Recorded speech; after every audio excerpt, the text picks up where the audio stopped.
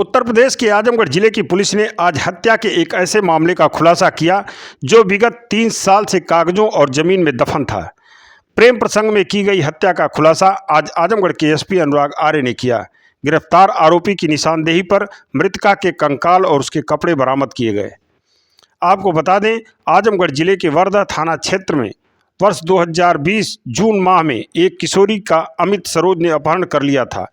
इस मामले में किशोरी के परिजनों ने वर्धा थाने में प्राथमिकी दर्ज कराई थी। दर्ज प्राथमिकी के आधार पर पुलिस ने आरोपी को गिरफ्तार कर जेल भेज दिया, लेकिन लड़की बरामद नहीं हो पाई। इस बीच आरोपी जमानत पर छूट गया। एसपी अनुराग आर्य ने जब आजमगढ़ जिले की कमान संभाली तो वर्ष 2022 में 10 नवंबर को इस मामले की विवेचना एंटी ह्यूमन ट्रैफिकिंग के प्रभारी अभय राज मिश्रा को सौंपी गई। उन्होंने 6 माह तक जांच प्रक्रिया पूरी करने के बाद आरोपी को पुनः गिरफ्तार किया और आरोपी की निशानदेही पर ही मृतका के कंकाल और कपड़े बरामद किए गए। एसपी अनुराग आर्य ने बताया कि वर्धा थाने से 2 वर्ष तक विवेचना चली। जब अपहर्ता की बरामदगी नहीं हुई तो मामला एंटी ह्यूमन ट्रैफिकिंग के प्रभारी को दी गई। उन्होंने सीडीआर का एनालिसिस किया।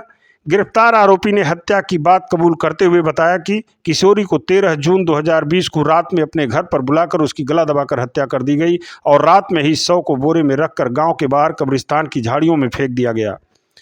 अभियुक्त की निशानदेही पर मृतका के हड्डियों के अवशेष और कपड़े बरामद किए गए हैं, जिसकी पहचान परिजनों ने की। फिलहाल अभियुक्त को गिरफ्तार कर जेल भेज दिया गया है। गिरफ्तार आरोपी अमित सरोज ने पूछताछ में कहा कि मृतका शादी के लिए दबाव बनाती थी और घर से भागने की भी बात कर रही थी।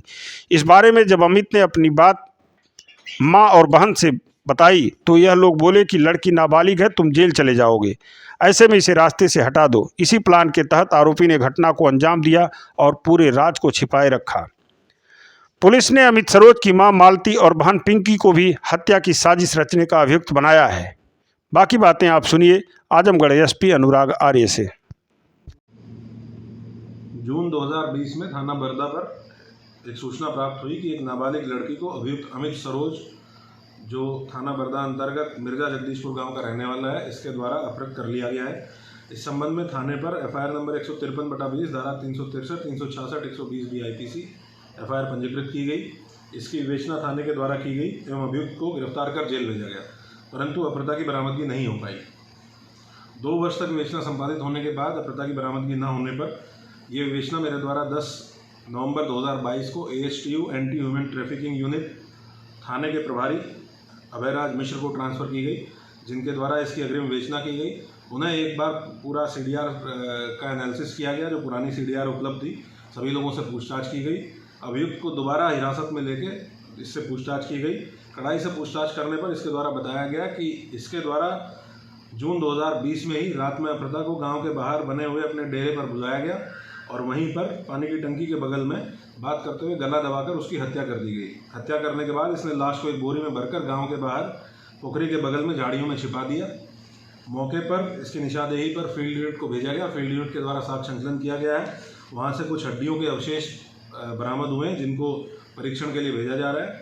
इसके साथ साथ मृतका के कपड़ों के टुकड़े बरामद किए गए हैं, जो इसकी निशानदेही पर बरामद किए गए हैं और इस प्रकरण में धारा 302, 201, 120B की बढ़ोतरी करते हुए अभियुक्त को पुनः गिरफ्तार कर जेल भेजा गया है।